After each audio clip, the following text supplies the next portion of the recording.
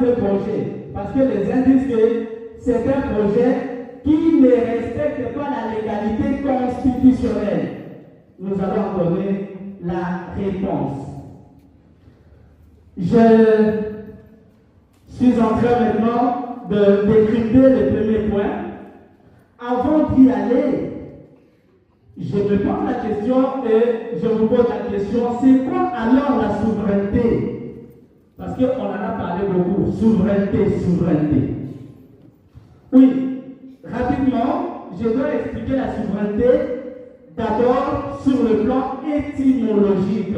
Et quand on parle d'étymologique, on voit l'origine de ces mots, souveraineté. Ça vient du mot latin. Souverainus, du latin médiéval. Les latins primaires là, souverainus ou superus. Ça c'est en latin. Mais en français, souverainus ou superus signifie supérieur. Et quand on dit supérieur, ça dit on est au-dessus de la mêlée. Quelqu'un d'autre n'est pas au-dessus de toi, c'est toi qui crois. Et là, nous avons dit, le peuple est souverain.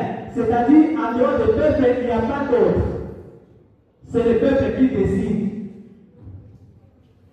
Mais également, en dehors de l'étymologie, je prends Jean Gaudin, qui est le président de l'Assemblée nationale provinciale, excusez-moi, vient d'évoquer.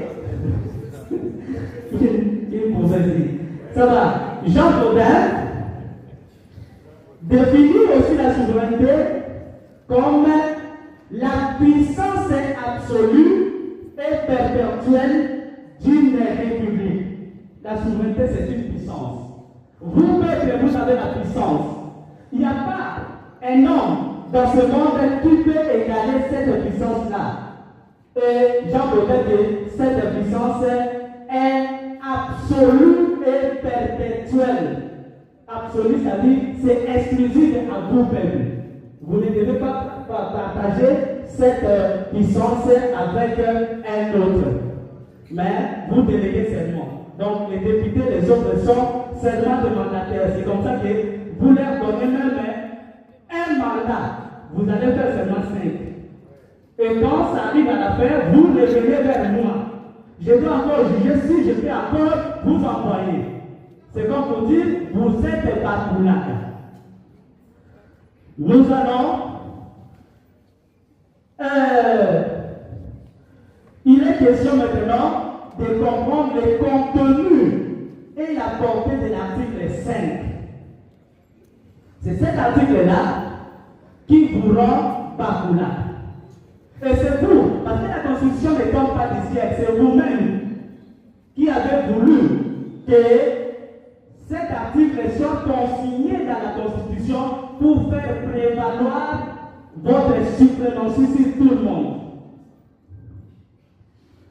L'article là, 5, bien sûr, a un contenu. Pourquoi? Parce que ça démontre que la souveraineté appartient au peuple. C'est le peuple qui est souverain et il est le souverain primaire. Par conséquent, le peuple est titulaire exclusif du pouvoir politique. Je vais te le dire tantôt. Le pouvoir politique, ce n'est pas le pouvoir des politiciens.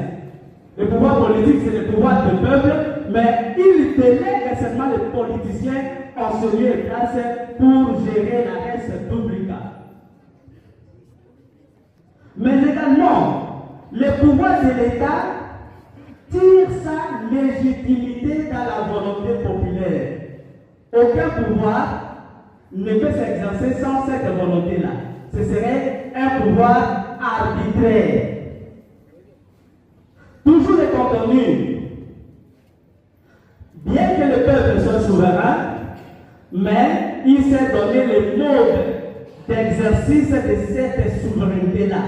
Comment, lui, en tant que souverain, il doit exercer cette souveraineté. Quand vous allez lire l'article-là, dans le plus profond de cet esprit, vous allez voir que le peuple en tant que souverain exerce cette souveraineté directement ou indirectement. Comment directement? Par voie de référendum. Il n'y a pas plus tard, il y a une semaine, je pense, il y a une loi qui vient d'être votée pour préparer toujours les changements constitutionnels. Et cette loi-là serait à notre disposition pour juger de la pertinence ou non de ces changements. C'est là que nous allons voir comment changer cette constitution. Donc, c'est comme on dit, les changements de la constitution.